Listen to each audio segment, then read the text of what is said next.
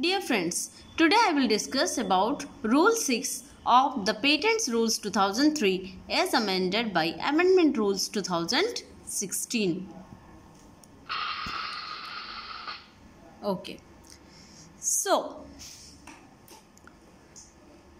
Rule 6 has the title Leaving and Serving Documents. So, we will discuss here about the serving and leaving documents. Fine. So, Subrule 1 says any authorized or required to be filed application or notice or other document is given to the patent office or to the controller or to any other person under the act or rules, may be by hand or sent by a letter addressed to the controller at the appropriate office or to the specific person via post, registered post, speed post, authenticated electronic transmission, etc., etc. That means we can say by post or registered post or speed post or authenticated electronic transmissions, etc.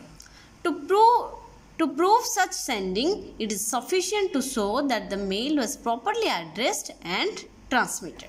So friends, actually Subrule 1 is not exactly written here as in the Barrett.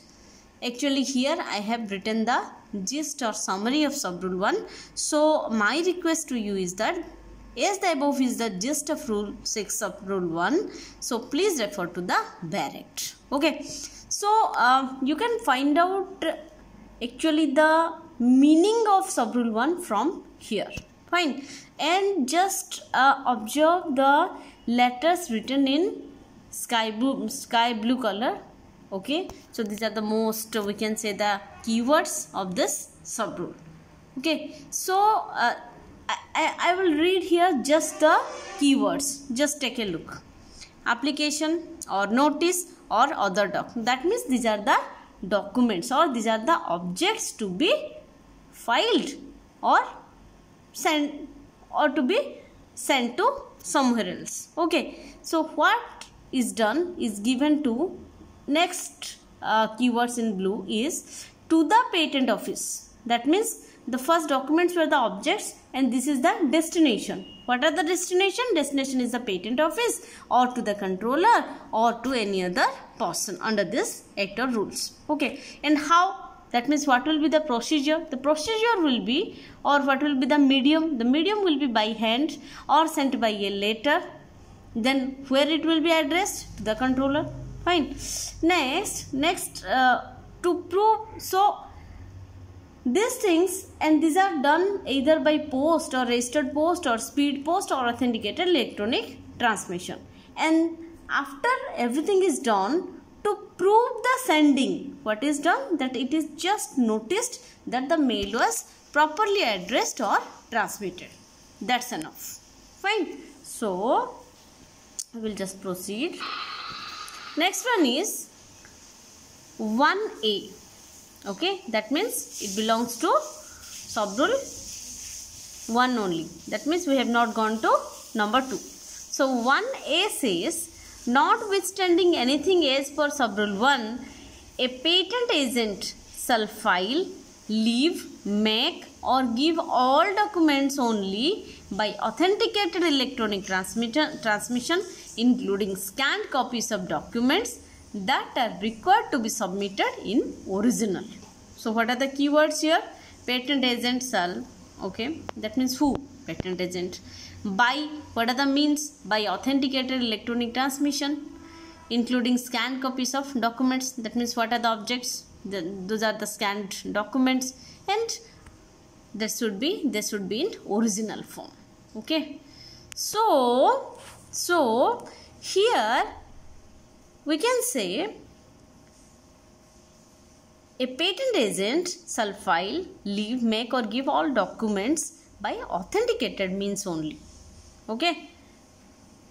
And these documents can include the scanned copies also. Okay.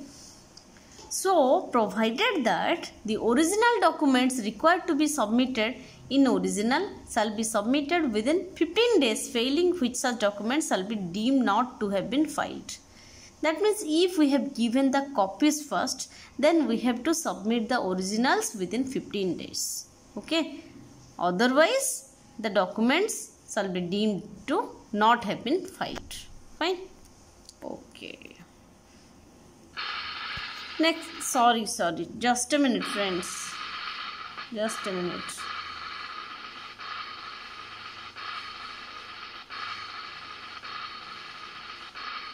I have clicked the wrong key. Just a minute. Not a problem. Next one is sub-rule 2. Sub-rule 2 says any written communication addressed to a patentee at his postal address or email address as it appears on the register of patents or at his address for service given under Rule 5 or to any applicant or opponent in any proceedings under the Act or these rules at the postal address or email address appearing on the application or notice of opposition or given for service shall be deemed to be properly addressed. Here also what is written? See, the keywords are written communication addressed to a patentee under Rule 5. At the postal address or email address appearing on the application or notice of opposition shall be deemed to be properly addressed. Okay. So we can say as per Rule 5, any written communication addressed to a patentee at his address, it may be a postal address or a email address, as it appears in the patent register, okay, as per Rule 5, or to any applicant or opponent also, if we want to send, then also this applies. And this would be also at the postal address, at his or her postal address or email address, as per the application or notice of opposition. Okay. So the thing is that address to be written properly. Number 3, sub-rule 3. All notices and all written communications addressed to a patentee or to any applicant or opponent in any proceedings under the Act or these rules, and all documents forwarded to the patentee or to the said applicant or opponent shall, except when they are sent by special messenger, be sent by registered post or speed post or by electronic transmission duly authenticated. Here also see the keywords, all notices and written examinations. Here for exceptional case written shall accept when they are sent by special messenger, and the other keywords are be sent by registered post or speed post or by electronic transmission. So we are just discussing about how to send the documents to a proper destination. Okay, so here what is written as per sub-rule 3, all notices and written communications, if it is addressed to a patentee or any applicant or an opponent, etc., then all documents forwarded to them, okay, shall be sent by the registered post or speed post or electronic transmission, except when they are sent by special messenger in special cases. Fine. Next one, sub-rule 4. The date of notice or a written communication addressed to a patentee or to any applicant or opponent in any proceedings under the Act, and this rule shall be the date of dispatch of the said notice or written communication by registered post or speed post or fax or electronic transmission duly authenticated, as the case may be, unless otherwise specified under the Act or these rules. So here also this sub-rule is about the date of notice or written communication, and the date of the keywords are the date of notice, the date of dispatch of the said notice by registered post or speed post or any means. Fine. So what says this sub-rule says the date of notice or a written communication addressed to a particular patentee or so, that means etc. These rules under this Act or rules shall be the date of dispatch of the said notice or written communication by registered post or speed post or fax or electronic transmission duly authenticated. Okay, unless otherwise specified under the Act or these rules. Okay, these are the normal ways. So we should proceed like this. Next one is rule number 5. In case of delay in receipt of a document or communication sent by the patent office to a party to any proceedings under the act or these rules, the delay in transmitting or resubmitting a document to the patent office or doing any act by the party may be condoned by the controller if a petition for such condonation of delay is made by the party to the controller immediately after the receipt of the document or a communication along with a statement regarding the circumstances of the fact and evidence in support of the statement, provided that the delay condoned by the controller shall not exceed the period between the date on which the party was supposed to have received the document or communication by ordinary course of mail or electronic transmission and the actual date of receipt of the same. And this sub rule is about delay in receiving a document sent by the patent office. That means we can say here the patent office is the defaulter. Okay, so we are discussing here about the delay in receipt of a document sent by the patent office to a party. Okay, the delay in transmitting or resubmitting a document to the patent office or doing any act by the party may be condoned by the controller. Okay, if a petition for such condonation of delay is made by the party to the controller immediately after the receipt of the document or a communication along with a statement regarding the circumstances of the fact and evidence in support of the statement. That means the party should show the proper evidence as well, because here it is provided that the delay condoned by the controller shall not exceed the period between the date on which the party was supposed to have received the document or communication by ordinary course of mail or electronic transmission and the actual date of receipt of the same. Okay, that means we can say the delay condoned by the controller shall not exceed the period between the date on which the party was supposed to have received the document, okay, and the actual date of receipt of the same. Fine.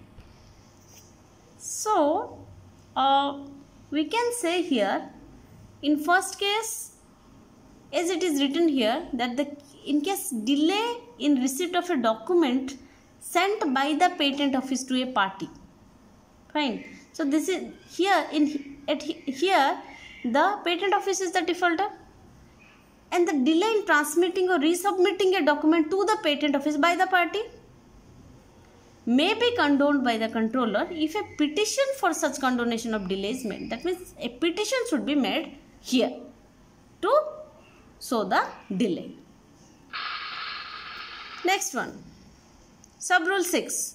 Without prejudice to Subrule 1 and notwithstanding anything contained in Subrule 2 of Rule 138, the controller may condone the delay in transmitting or resubmitting a document to the patent office or performing any act by a party if a petition for such condonation of delay is made by the party to the controller along with a statement regarding the circumstances of the fact and evidence in support of the statement to the satisfaction of the controller that the delay was due to war, revolution, civil disorder, strike, natural calamity, a general unavailability of electronic communication services or other like region in the locality where the party resides or has place of business, and that such situation was of such severity that it disrupted the normal communication in that area, and that the relevant action was taken as soon as reasonably possible, not later than 1 month from the date when such situation had ceased to exist.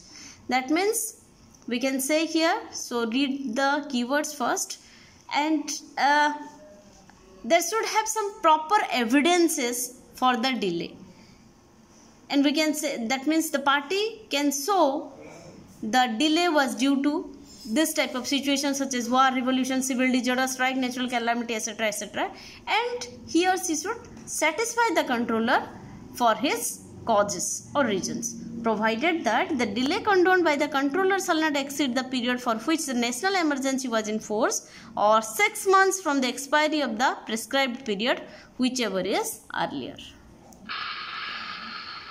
And the last one, that is sub rule 7. Any liability or burden of proof regarding the authenticity of any document filed, left, made or given under these rules, including electronically transmitted documents, shall lie only with the party filing, leaving, making or giving the document.